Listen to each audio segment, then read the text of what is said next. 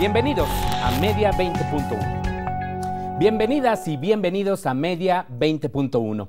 En esta ocasión queremos analizar con nuestra invitada, con ustedes, qué está pasando con estos nuevos servicios llamados OTT, que son los servicios como Netflix, Spotify, y que están colocando en una situación complicada a los medios tradicionales. En otros países ya se está regulando estos servicios, pero en México todavía no entramos en este tema y queremos saber por qué. Y para ello, pues hoy vamos a tener como invitada a Elena Estavillo. Ella es comisionada del Instituto Federal de Telecomunicaciones y vaya que le sabe a los temas de competencia económica. Aprovecharemos también para conversar con ella sobre cómo están viendo ahora esta transición con la llegada del nuevo gobierno. Por supuesto que también vamos a tener nuestra sección de noticias en unos segundos y pues esta sección que ha gustado mucho, que se llama Días de Medios, que es una recopilación de algunos hechos históricos que nosotros consideramos como fundamentales. Así es que, pues bienvenido y vamos a las noticias.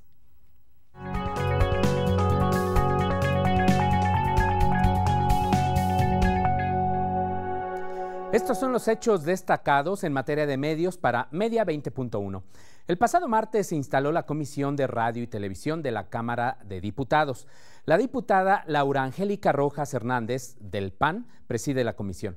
Pero Morena y partidos aliados tienen la mayoría, lo que podría facilitar la aprobación de las reformas que se promueven desde esta fuerza política. Durante la instalación de la Comisión de Radio y Televisión, la diputada María de los Ángeles Huerta del Río, ella es del partido Morena, planteó así parte de la agenda de su bancada.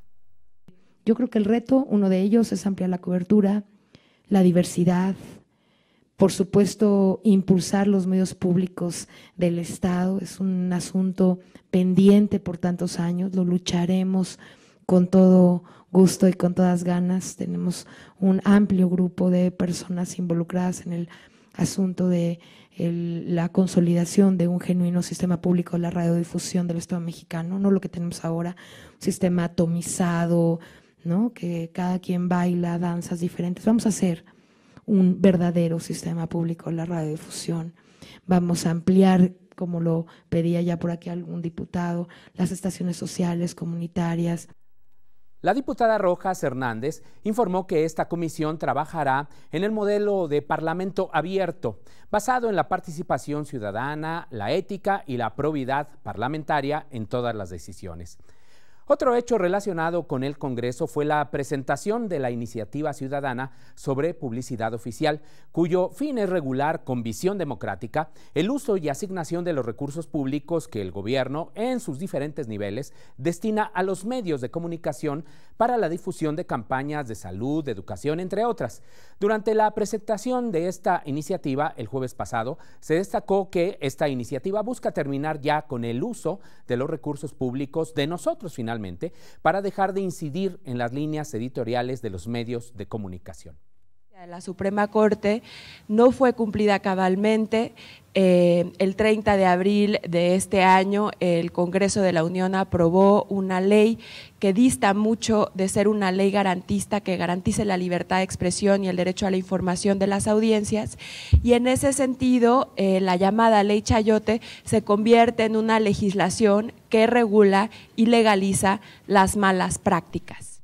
La semana pasada informamos sobre la publicación del Anuario Estadístico 2018 del Instituto Federal de Telecomunicaciones. En esta ocasión le compartimos otro dato relevante. De todas las personas contratadas en los sectores de radiodifusión y telecomunicaciones, en promedio se emplea a un 65% de los hombres y solo a 35% de las mujeres. En los cargos directivos la diferencia es, por supuesto, mucho mayor. Este dato, que no ha variado en los últimos años, fue una de las razones por las que surgió la Red de Mujeres Líderes para promover la igualdad sustantiva en los sectores de telecomunicaciones, radiodifusión y TIC, o sea, tecnologías de la información y comunicación.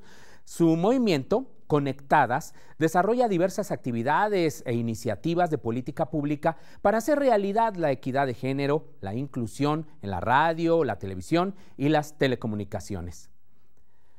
Matar a Nadie es un memorial de las y los periodistas asesinados en México que le invitamos a conocer en el sitio web mataranadie.com.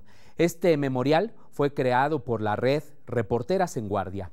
Esta red, integrada por 140 mujeres periodistas, se ha propuesto rescatar del olvido el rostro humano de la violencia que vive el gremio periodístico desde el año 2000. Reporteras en Guardia tiene identificadas a 174 mujeres y hombres periodistas que han sido asesinados o desaparecidos en los últimos 3 sexenios. A este número debemos agregar al periodista Gabriel Soriano, asesinado en Acapulco la semana pasada. Radio Educación lleva a cabo transmisiones de prueba en la frecuencia 96.5 MHz en la Ciudad de México. El anhelado y largo sueño de quienes producen y escuchan esta emisora de transmitir en la banda de FM está por hacerse realidad. También de manteles largos estamos en TV UNAM por los primeros 13 años del inicio de transmisiones de este canal universitario, de este canal público. Gracias TV UNAM, pero sobre todo, gracias a usted por ser parte de la televisión universitaria. Gracias por continuar con nosotros. Estas fueron las noticias que nosotros consideramos como las más relevantes. Participe, comente aquello que considera relevante o no relevante en materia de medios de comunicación y hagamos de este espacio un espacio de mucho mayor interacción. Y como ya le comentaba, hoy tenemos el enorme gusto de tener aquí en el estudio a Elena Estavillo, comisionada del Instituto Federal de Telecomunicaciones. Elena, bienvenida, comisionada. Muchas gracias, me da un placer muy grande estar aquí. Gracias por la invitación, Gabriel, y por estar en TV UNAM. Y aquí encantada de platicar todos estos temas que has mencionado. varios de ellos. Antes de entrar a este tema de Netflix y de la televisión tradicional y de lo que está generando en materia de competencia, te quería preguntar, y creo que es algo muy importante. Tú como integrante del Pleno del Instituto Federal de Telecomunicaciones, ¿has considerado que puede haber una amenaza en algún sentido del futuro gobierno respecto de la autonomía del órgano regulador? Yo tengo la impresión por la información pública que está al alcance de todos, pero también por el contacto que he tenido la suerte de tener con el nuevo equipo que estará a cargo en el gobierno. Y no tengo más que buenas impresiones con personas muy conocedoras de los temas, que eso pues da mucha seguridad, ¿no?, para continuar en una senda muy positiva que hemos tenido en el sector. Hay muchos avances que hay que conservar, que hay que mantener, que hay que seguirlos empujando, pero también hay retos y hay pendientes que también tenemos que abordar, y es importante tener personas conocedoras tanto en el Ejecutivo como en el órgano autónomo, y con la perspectiva de que podremos trabajar juntos pues en bien del sector. Claro que eso es lo que se pretende, que haya una mayor competencia, mejores servicios para las audiencias, para los usuarios. Y bueno, digo, sí es importante decirle a la audiencia que el órgano autónomo pues, es producto también de esta reforma constitucional que tuvimos en materia de telecomunicaciones. El gobierno ya no entrega las concesiones, hay que decirlo. Ahora lo hace el Instituto Federal de Telecomunicaciones, y de hecho también el Instituto Federal de Telecomunicaciones es la máxima autoridad en materia de competencia económica. O sea, es un súper órgano regulador integrado por 7 integrantes, una sola mujer ahora, Elena Estavillo. Eso sí. Y bueno, eso es un tema relevante. Ahora, la reforma constitucional, Elena, y tú hablabas hace un momento de los retos, planteó una mayor competencia en el sector.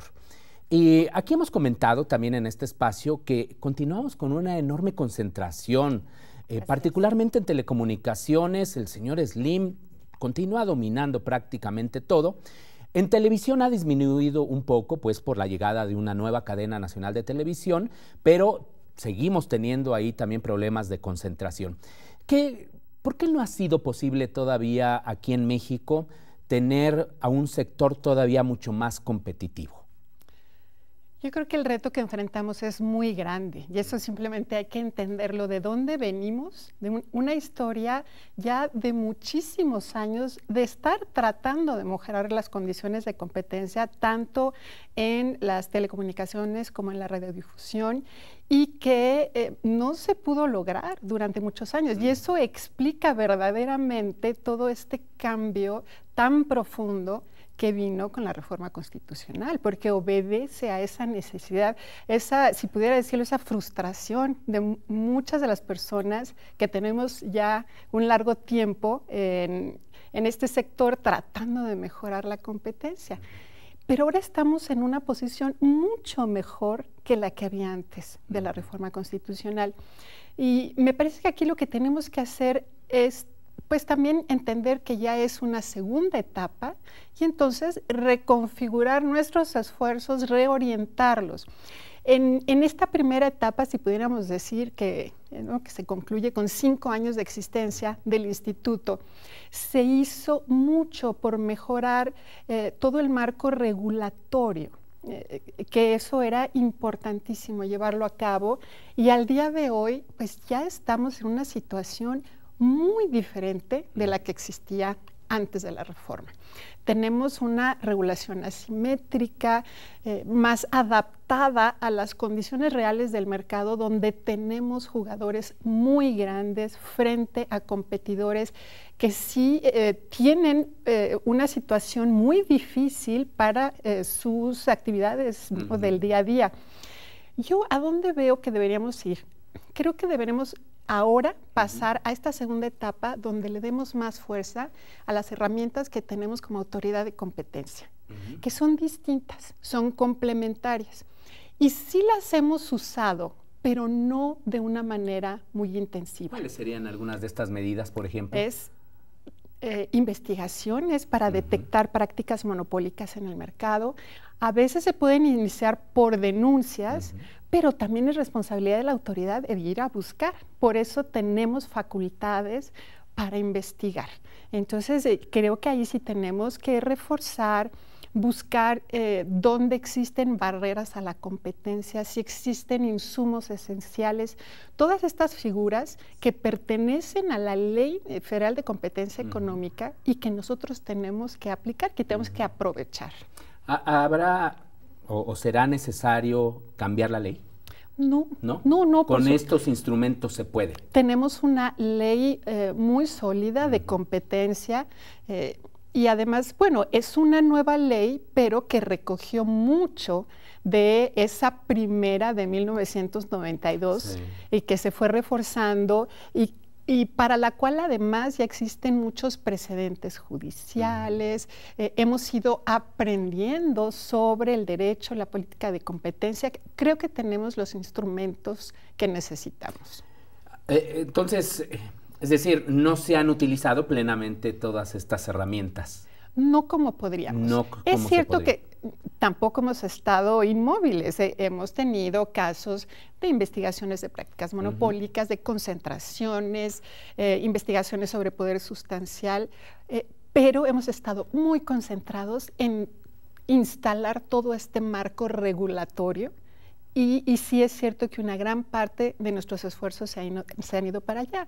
A mí me parece que en esta etapa, ya que pusimos en digamos, un marco adecuado, sólido, regulatorio, podríamos entonces dedicarnos con más, digamos, dedicarle una mayor proporción de nuestros recursos humanos, nuestro tiempo, nuestros procedimientos, ahora a lo de competencia. Ahora, pero, por ejemplo, a ustedes como instituto les amarró de alguna manera las manos la ley del 2014, por ejemplo, y ahora tenemos más concentración en el mercado de la televisión de paga. Es cierto. Y ahora se ha hablado que incluso Televisa le está coqueteando a Megacable, y si eso ocurriese, tendría el 80% del mercado de la televisión de paga en México. Ahí, ¿qué faltó? ¿O qué le sobró a la ley? Es muy claro que le sobró un noveno transitorio. Esto hay que explicar qué es el noveno transitorio. El noveno transitorio es un artículo que se adicionó a la Ley Federal de Telecomunicaciones y Radiodifusión que genera un régimen de excepción en donde no podemos aplicar la ley de competencia para analizar y autorizar las concentraciones que se dan en el sector.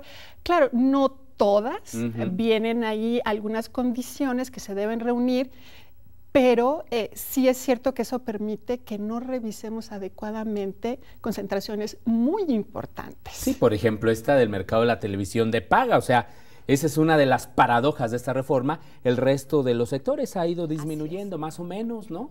Pero la televisión de paga se disparó por esta circunstancia, pero no fue cosa aquí, como nos dicen, del Pleno, sino porque los amarró la ley, quienes redactaron la ley y que lo hicieron con un interés muy específico, digo, hay que decirlo, ¿no? También.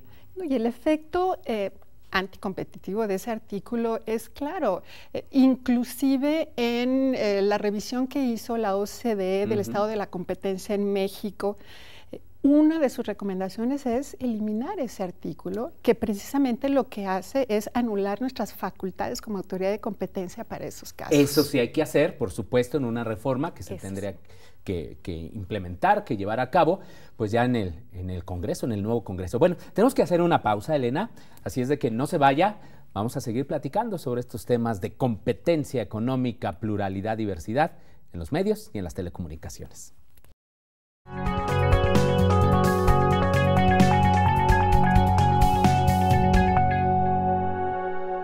Hace poco más de 30 años, inició Transmisiones, la primera cadena de noticias de habla hispana, con transmisión las 24 horas en México, América Latina, Estados Unidos, sur de Canadá, norte de África y Europa.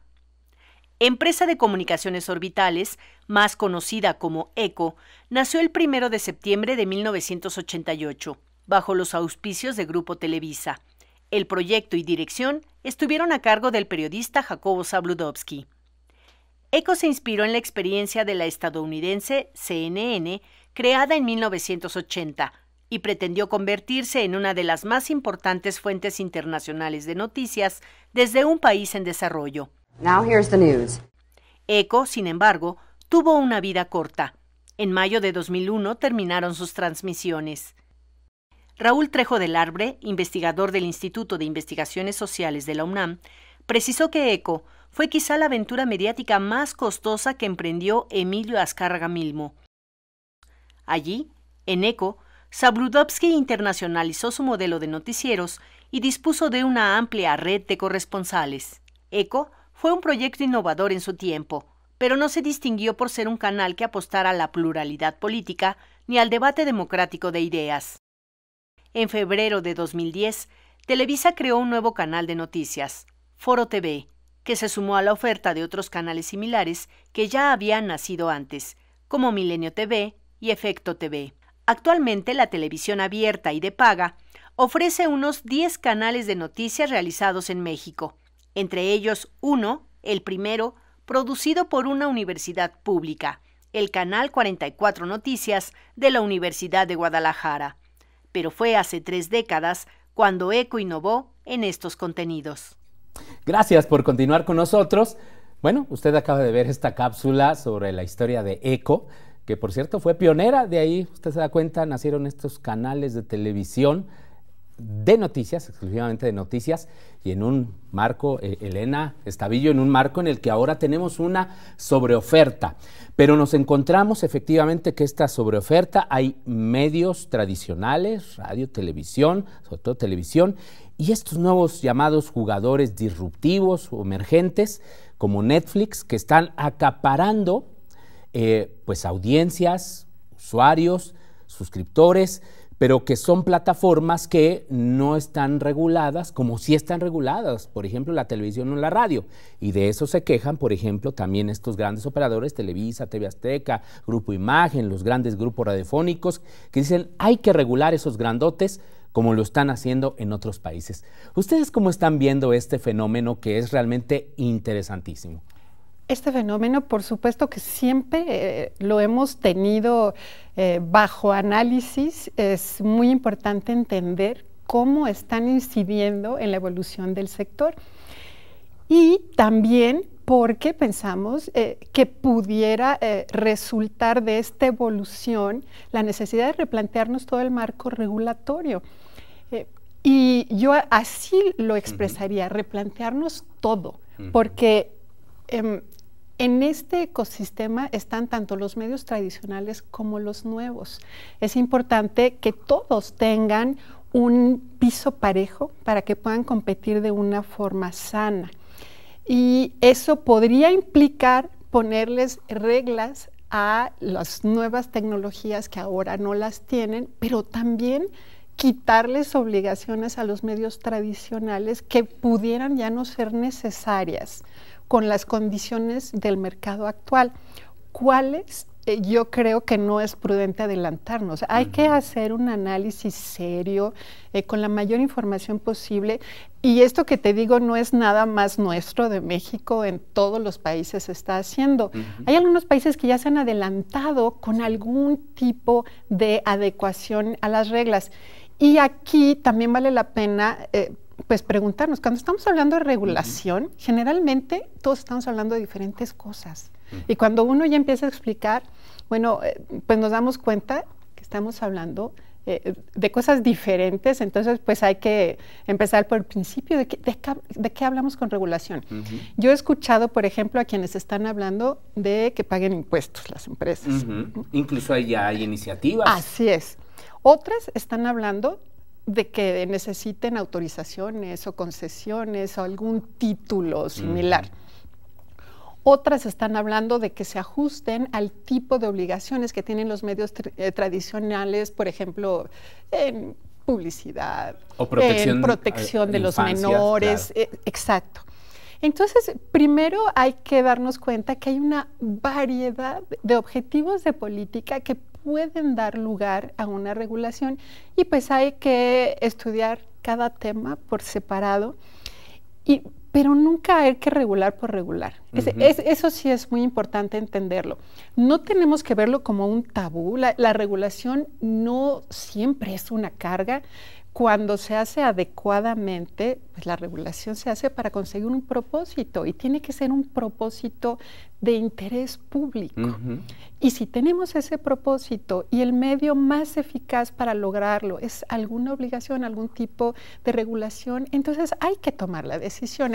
En ese aspecto no hay que tener miedo, pero tampoco hay que poner reglas nada más por buscar equilibrar artificialmente un piso donde, digamos, unos tienen muchos costos, entonces vamos a ponerles más costos a los otros, pero eso al final no le beneficia a nadie. En todo caso, tendríamos que ver cómo facilitar el desarrollo de todos los modelos de negocios que puedan convivir y que puedan competir, y en ese sentido, pues sí que sobreviva el más atractivo para la gente, el que le genere más beneficios a la población. Que ese es uno de los factores, pero bueno, algunos países, por ejemplo, establecen medidas de protección a las industrias nacionales, ¿no? Siendo industrias culturales, y hay obligaciones, por ejemplo, para incorporar producción nacional, que ese es un tema relevante. Sí, pero ese puede ser un propósito de política justificado, pública. Exactamente. Entonces habría que ver si todos estamos de acuerdo en que tenemos que impulsar, por ejemplo, la producción nacional, entonces considerar todas las alternativas que existen para ese impulso y ver cuál es la más eficaz. Ahora, ¿no pasaría de que como esto está desarrollándose de una manera tan acelerada, nos quedemos pasmados y no se haga finalmente nada? Yo sé que ustedes como instituto lanzaron un documento, ¿no? Como para solicitar la opinión de la ciudadanía, de los actores, para ver de qué manera se podría regular esto, pero esto pues finalmente también tiene algún impacto, ¿no? Tanto en la modificación de la ley como en otros aspectos. Así es. En este documento que lanzamos es una estrategia de los temas que pensamos que van a ser los más relevantes para los siguientes años, a fin de generar un catálogo de los temas que tenemos que abordar de manera prioritaria, viendo hacia el futuro. Y ya más adelante una vez que determinemos que estos son los temas, entonces ya iríamos abordando puede ser con una propuesta específica, con una opinión abierta para recibir comentarios, digamos, sin poner algún contexto, con preguntas abiertas, puede ser un documento específico. Ya veríamos en cada tema cuál es la mejor manera de abordarlo. En este momento se trata de determinar cuál debe ser nuestra agenda prioritaria para los siguientes años, y este es uno de los temas que está ahí. Nuestro reto será en qué momento tomar una acción, si se tiene que tomar y en qué momento hacerlo, y claro que sea esa acción que pueda generar los mayores beneficios con los menores costos, que siempre es el reto para un regulador. Y en cuanto a este miedo de no actuar, de quedarnos pasmados, es cierto, o sea, por eso tenemos que estudiar los temas para poder actuar a tiempo, y tampoco, digamos, actuar antes de tiempo, porque si no tenemos la información suficiente, si no tenemos claridad en cuanto a los fenómenos, también nos podemos equivocar y podemos desincentivar la generación de innovación que se está dando en el mercado si tomamos decisiones prematuras sin la información necesaria.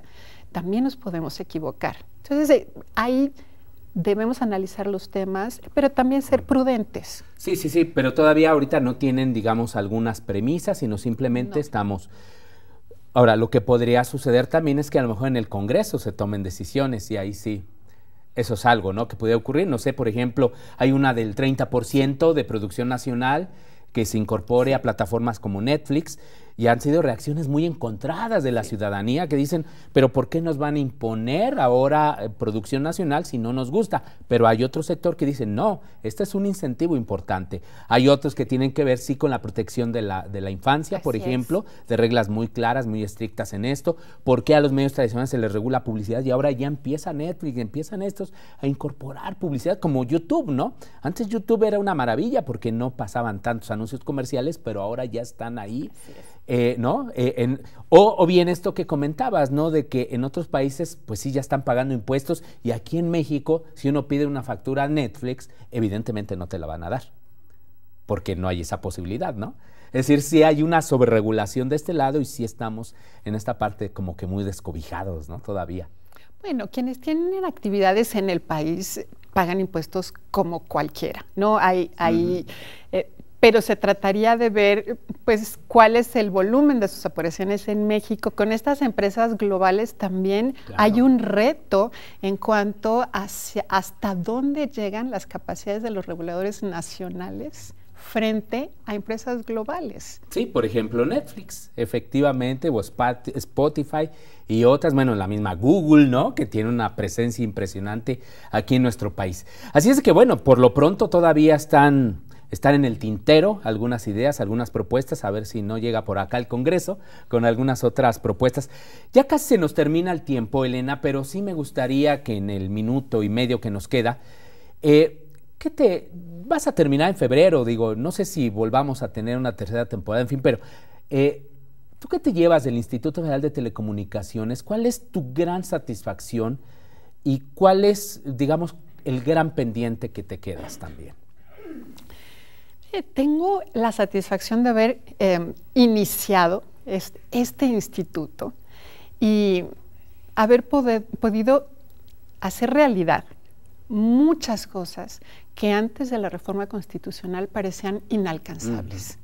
No veíamos la posibilidad de poder identificar a empresas que sin duda alguna tienen un peso diferente a las demás en el mercado y que tienen que estar sujetas a obligaciones especiales para que dejen que florezcan otros competidores, otros negocios.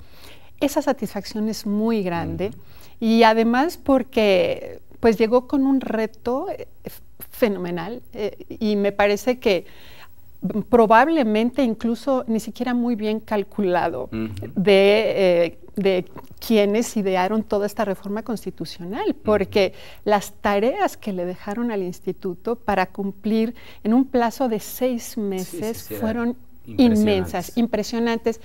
esa es una gran satisfacción. Sacamos adelante esa agenda, pero además le dimos seguimiento, porque esa agenda fue como sacar el tronco de un árbol al que le fueron saliendo ramas y más ramas, con mucho más trabajo que hacer para ir detallando todo este marco regulatorio. Esa es una gran satisfacción.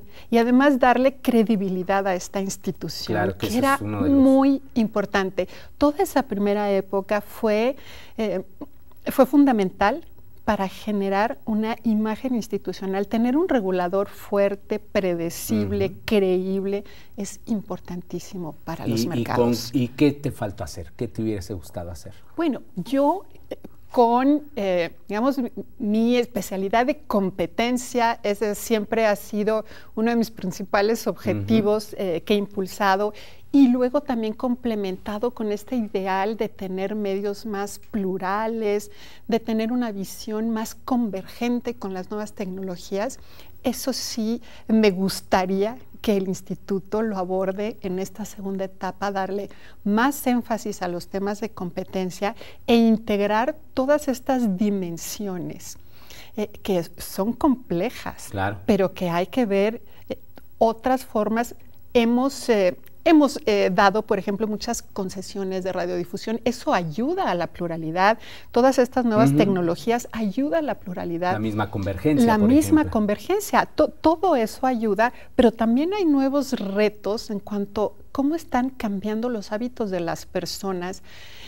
Y yo creo que eso también debemos ir pensando y prepararnos para no generar que estas nuevas tecnologías hagan que las personas vivamos en nuestra isla y nuestras cajas de resonancia. Ese es un buen tema, Sí. Analizar, pero para otro programa, Elena, porque eso pues lo veremos ya se nos acabó. En otro, pero es un reto al futuro muy importante. Sí, yo creo que esta dependencia justo a la tecnología, a los equipos móviles, ¿no? Que ahora pues son tan fundamentales en nuestra vida. Y a y a las voces que piensan como nosotros. Claro, por supuesto, sí. Elena Estadillo, muchísimas gracias por estar aquí en Media 20.1 y muchísimas gracias a usted. Espero que tenga un panorama también muy amplio de lo que pues está aconteciendo ahora justo en el órgano regulador y los retos que tiene por delante. Nuevamente, muchísimas gracias y hasta la próxima semana.